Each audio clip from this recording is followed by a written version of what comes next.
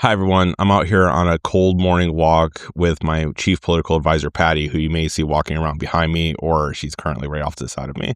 And we really wanted to put out a video to talk specifically to the MAGA voters and long-term MAGA supporters who are just now waking up for whatever reason. It could be the Epstein cover-up finally being unveiled and realizing that Trump and his associates who ran a campaign on putting that out into the sunlight are actually a huge part of the cover-up.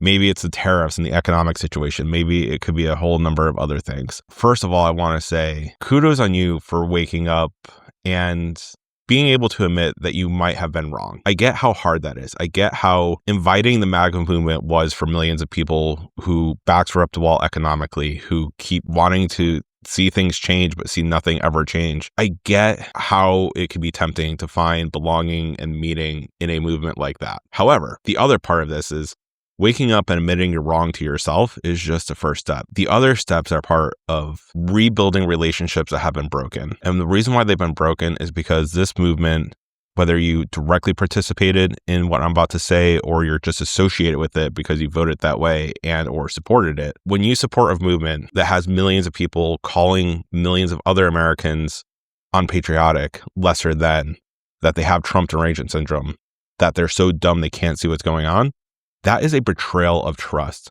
And it's a betrayal of trust. It's not just millions of people versus millions of people.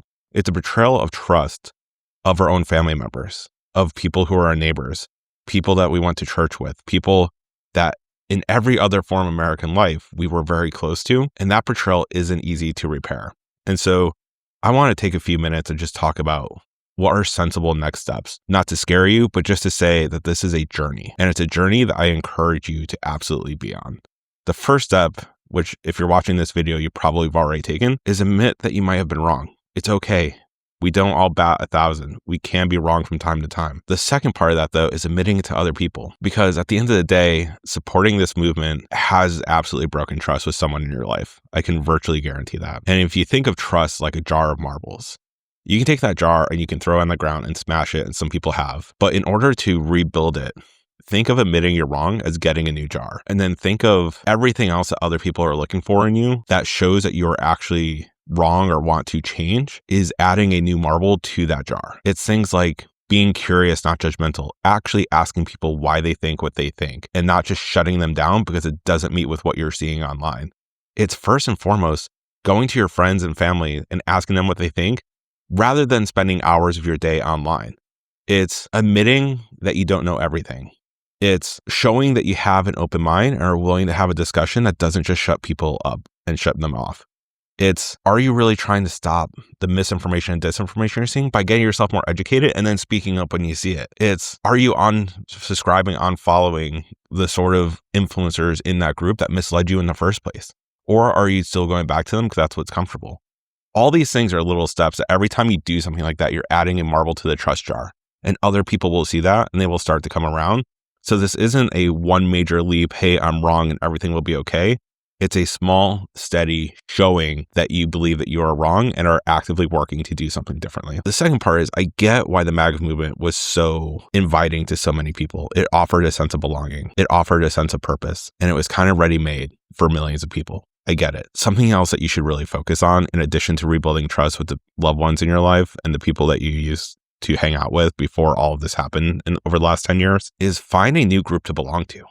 Re-engage with your family. Re-engage with your friend groups. Go join community groups. Go play sports. Go do things that are not inherently political, and remember what it's like to belong outside of a political movement, because that is such a good and powerful way to find grounding. And then likewise, do your own work to find your meaning in your life. Don't just take what social media algorithms and political leaders tell you it ought to be. The way that you actually empower yourself to be living up to the potential that you could live at is by finding your meaning, finding your belonging. It does not have to be tied to a political movement by any means, but it's not easy. And I don't know who can do this alone. And so I just want to say, if you're at the point in your life where you admit, or at least are considering admitting that you maybe made a mistake with supporting this movement, supporting the political leaders on that side, I get it. There are other groups outside of your own family and friends, because not everyone has educated in the political sense, family and friends. There's leavingmaga.org, a group of people who are on the same journey you're at. Please go join it. There is nothing wrong with going to some therapy to help you decipher how to understand what's real, what's not, and what's going on around the world.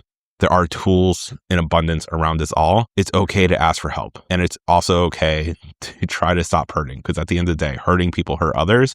And I think that's where a lot of this really stems from. And it's okay to admit that you don't know everything. It's okay to not be perfect. It's okay to not have everything reaffirmed in what you're seeing online. And so you're on an incredibly amazing journey that I think will have huge benefits if you just stay on it. Just never give up. Do a little bit every single day. You don't have to do it all at once. You will slip up. We all do. It's okay. Keep going. You already made a giant first step by watching a video that is based on a premise that you might be wrong. Kudos to you for doing that. Now comes the hard work of sustaining it and rebuilding that trust with your friends and families and loved ones, creating new sense of belonging outside of political movements that are hard to create sustained belonging in the first place, and go find your own purpose. And if you need help, get the help. Again, leavingmaga.org or other professionals are all around to help you. So I just want to encourage everyone who's listening to this, keep at it, stay at it. That's how we can all build a better future together. Thank you. If you haven't yet, please click like on this video, drop a comment below, and click that subscribe button. It'll help the YouTube algorithm make sure that these videos are getting into your feed. Thank you.